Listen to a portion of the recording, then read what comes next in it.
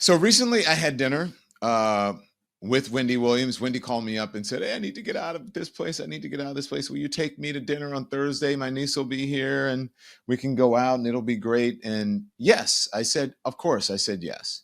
Um, and I can't even imagine how she feels being in that place. She's in this conservatorship or guardianship, and it's very strange. She's in this memory unit, and she's been reaching out to people to try to get help with it. And now she has, as her personal attorney, Joe Tacopina. And so I said yes, and then I forgot, and I got a text from. I didn't get a text. I got a missed call because she can't text. I got a missed call from Wendy saying, and it reminded me, like, oh my gosh, yes, this is Thursday, and I'm supposed to have dinner with Wendy. And so I contacted her niece, and I didn't hear back. And then I was in the middle of the show, and I get a text right about to finish my show in the evening, and I get a text from Joe Tacopina, who's her attorney, saying, call me ASAP. And so I did, and he said, wait a minute, I can't get to go to dinner with Wendy, but you can. Which is bizarre because I think what happened was that the conservator said, by the way, this is my Wendy mug. And just so you know, my 10 o'clock show, my live show, 10 o'clock Eastern show called Hot Topics, it is an ode to the Wendy Williams Hot Topics. So I borrowed from her, which she borrowed from Barbara Walters on The View. But anyways, so according to what I just read, I didn't know the full story last night because I didn't ask, I don't pry. Because it's not about reporting on Wendy. I don't give you details about her life. I just tell you about what I feel I can share about our conversation. But I don't think they would let her go with her attorney, who is Joe Tacopina, who's her personal attorney, but somehow they would let her niece meet me. I don't know if that's true, but that's what it's been written about. I think it's on TMZ, so check it out. But we had a fantastic dinner. I managed to get a reservation last minute. We met up, and I'm glad I did because I saw Wendy. It's different when interviewing her and talking to her on the phone. But I've known Wendy for a long time. We're not best friends, but we've known each other for a while. And I think, as it goes for friendships with Wendy, I think maybe she's not that close to many people, even family members. So, just the fact that I do have interactions with her, I think is pretty important and pretty special. So we went to dinner, and I was so glad to see her because she looks really great. She looks so much better. When she came to visit me at my house, she was not in a good way. She was going through the divorce, and she was not in a good headspace. She was dealing with some issues that I won't share, whatever. Anyway, and now she's a completely different person. She's lighter. She's freer. Her energy was better. You can feel people. You can feel like what they're going through and all those things. She just felt lighter, better, and freer, but not as free as she can be. And she was happy to be there. And she said, "Don, I'm going to eat everything in the place." And she kind of did. And it was great. I'm happy she did. The chef, the restaurant brought a little tray over of an appetizer, and they said, "Oh, this is courtesy of the chef," or whatever. And she ate that, and then she said, "Can we get another one?" And we laughed. Everyone laughed. It was great. And so she got a big meal. It was an Italian restaurant, and it was good that she ate because she said the food in the place where she is not great. She compares it to, like, she says it's like an old folks home, her words. And like she feels like she's in jail. You've heard that before too. So I'm not sharing anything that is not, out there in the public, except for, like, this was, as I'm taping this, it was last night that I had dinner with her, and I wrote about it, and I'm going to read it to you. But it really was eye-opening to me about a lot of things, about people who go through things, about resilience, about the different standards that we have for women, especially aging. And when I thought about, having all of your issues out there, her addiction issues, her mental health issues, everything, her family issues, all of it, like, out there in the public, and still having to deal with things, it's not easy. Like, fame is not what many people think about it.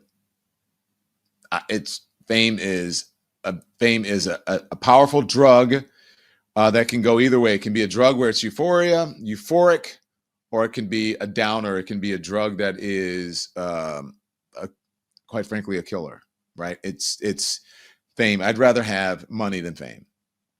Okay. And I know people have issues with money. Some people would say, I would rather have both, but fame can really, really fuck you up. Yeah.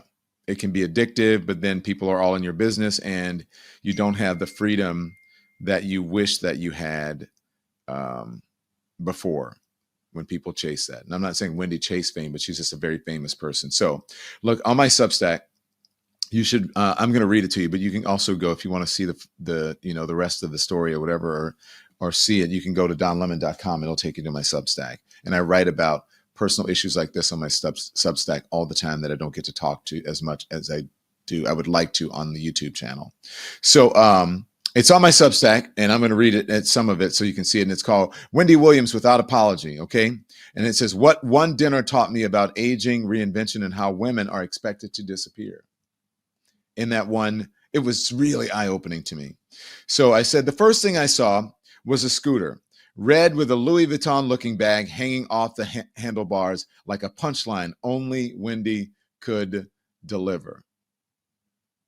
Of course, she was easing herself onto the sidewalk in front of Il Cantinori, fur jacket brushing against the wind, paparazzi already circling. There was commotion, figuring out where the scooter should go, how to make an entrance without turning it into a spectacle. But with Wendy, that line doesn't really exist.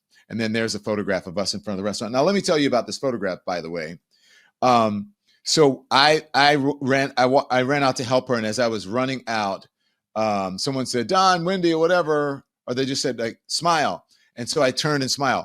But look, this is just in a moment, right? You see her nieces behind her talking. There's a guy behind her, a niece's boyfriend who's helping. There's the arm of the person coming out of the door who's from the restaurant who's trying to help. And I had just walked out to grab. She didn't even notice that it was me until we got into the restaurant, because this was just in a moment. And by the way, I said Louis Vuitton in this story, but I think the little bag on the front of her scooter is actually Chanel. But anyways, that's a minor detail. So she didn't even see me at first. Too busy managing the scene, the flashes, the cold, the moment.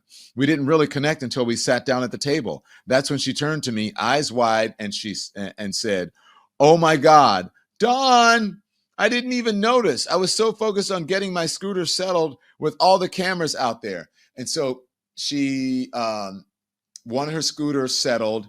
She was like, this is New York City. Is someone going to steal it? Because they put it on the front sort of patio, porch, terrace looking thing that usually during warmer months is where they seat people outside. But they put it in there, and she was just nervous about that. And she said, I didn't even see it, until we sat down, blah, blah, blah, blah, blah. And she said, you look so great. You've lost weight or whatever. I said, Wendy, I've lost weight for 3 years. I've been like this, if not more.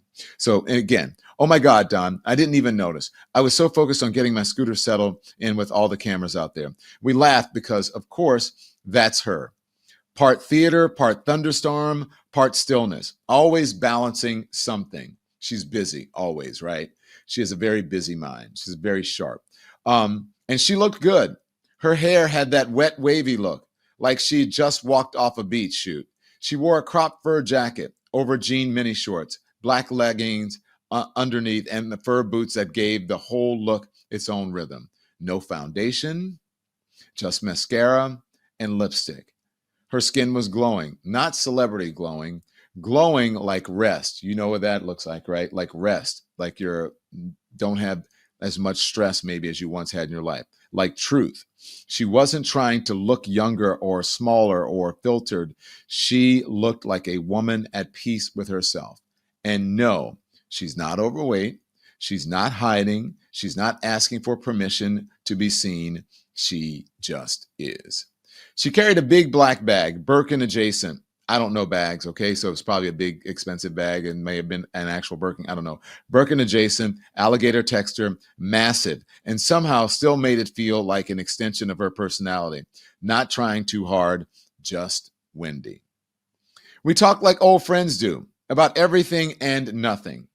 She told me she wants to start a podcast once she's free from the conservatorship. not to reclaim the spotlight, just to speak, to work a little, but not forever, to do something again on her own terms. She talked about friendship. This was the most important part of the conversation for me. She talked about friendship, about wanting women around her, a crew, girlfriends, like Sex in the City. She said, a little laughter, a little loyalty. She wants like a posse, right? She's thinking about reestablishing some old connections, but mostly she wants to build new ones. She wants to start life again, not pick up where it left off, begin something different, something quieter, something real. Alec and Hilaria Baldwin stopped by the table to say hello. The table turned into a moment, like it always does when Wendy's in the room. But she didn't perform. She didn't reach for the spotlight. She just was present, seated, still, powerful. This is a different Wendy than the one who sat in the purple chair, a little more pared down, a little more grounded, still witty. She's still watching everything, but softer, braver even. We don't talk enough about what it means for women, especially women in the spotlight, to age on their own terms, to be seen without being picked apart. There's this outdated idea that if you're not chasing youth, you're letting yourself go. But what if you're just letting yourself be? What if you're just letting yourself be? You're not dyeing the hair, you're not getting Botox, I'm not saying you shouldn't do all those things, but what if you're just letting yourself be? And what if you're doing all of that while the whole world knows your story, your addiction, your heartbreak, your mental health struggles? What if you had to heal while headlines were still being written about your lowest moments? Wendy isn't performing perfection anymore. She's living her truth. With mascara and lipstick, yes, but also with clarity. With skin that glows from rest, not retouching. With no apologies for the wait, the years, the headlines, or the hard days. This isn't a comeback. It's a reclamation.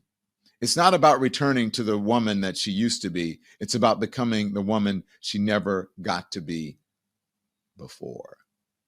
That's what I realized at the table. I'm going to read that again because I realized that as I was sitting across from Wendy. This was the epiphany moment from her. This isn't a comeback. It's a reclamation. It's not about returning to the woman she used to be. It's about becoming the woman she never got to be before, on her own terms, in her own time. And if you ask me, that might be the most powerful Wendy we've seen yet.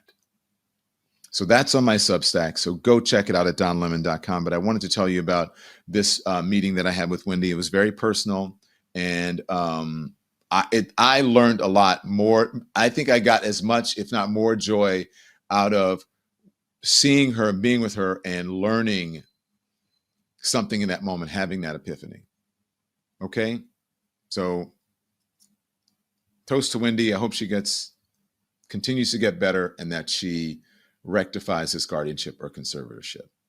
Thanks for watching.